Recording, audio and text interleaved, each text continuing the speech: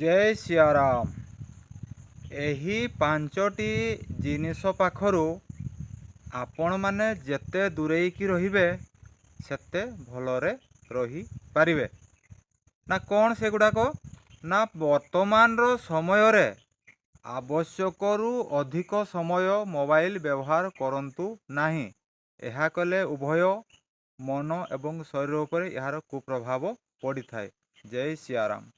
आ द्वितीयटी होउछि सुरापान बा मद्यपान करंतु नाही। यह कले कौन हुए ना शरीर खूब शीघ्र नष्ट हो जाए थाए एवं दारिद्रता आसी थाए। आ तृतीयटी होउछि कौन आवश्यकरू अधिक धन आशा बा लोभ करंतु नाही। यह द्वारा मनुष्य को दुख मिली थाए। चतुर्थटी होउछि कौन ना आमिष भक्षण करंतु नाही।